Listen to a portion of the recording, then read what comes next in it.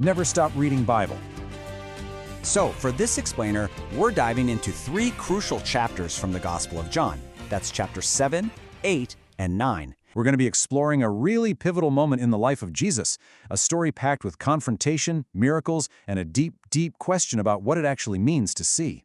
You see, this period was a massive turning point in his ministry. He goes right into the heart of Jewish religious life to confront his critics, and believe me, tensions were at an absolute boiling point. So, let's break down exactly how this whole confrontation played out.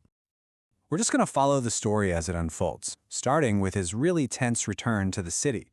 Then we'll look at the conflict that erupts in the temple, his incredible declaration of being the light, the miracle of the blind man, and then finally, what it all tells us about 2 very different kinds of sight.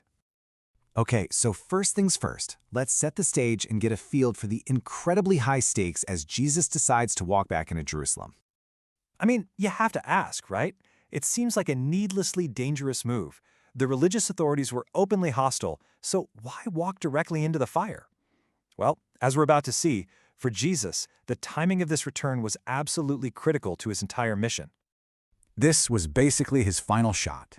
He had this narrow 6-month window to get his message out at the very center of Jewish worship, and he does it during the Feast of Tabernacles, a huge festival that packed Jerusalem with pilgrims.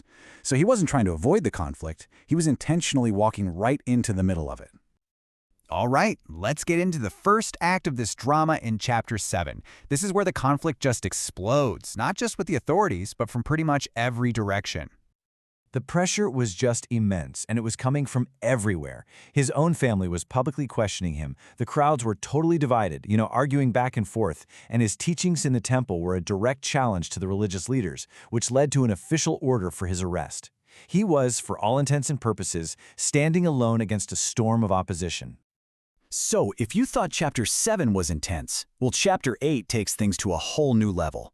The conflict shifts from just general hostility and debate to a direct, calculated trap designed to publicly destroy him.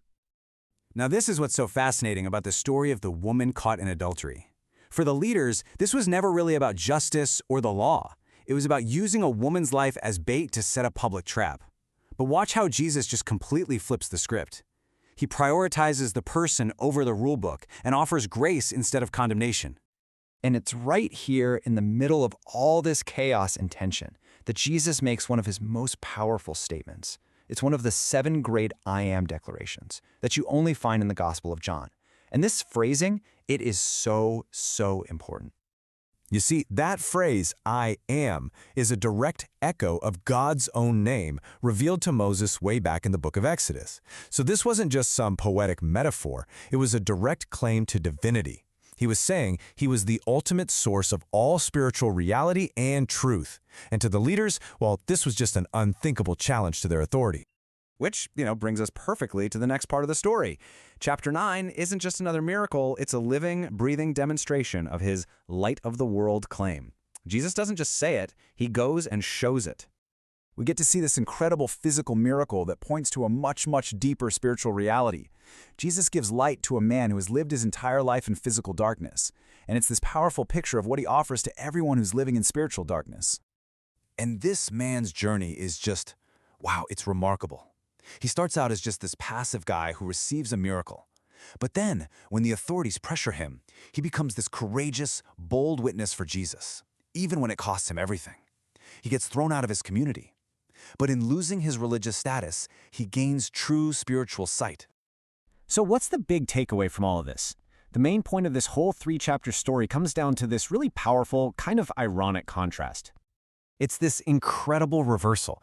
The man who was physically blind is given sight, and he comes to truly see Jesus for who he is. But at the same time, the religious leaders, the very people who are supposed to be the spiritual guides for the whole nation, are revealed to be willfully blind to the truth standing right in front of them. And this whole account leaves us with a really provocative question, doesn't it? It suggests that true sight isn't just about what our eyes can physically perceive, but about what our hearts are willing to recognize. Thank you for watching. This explainer was brought to you by the Center Studio.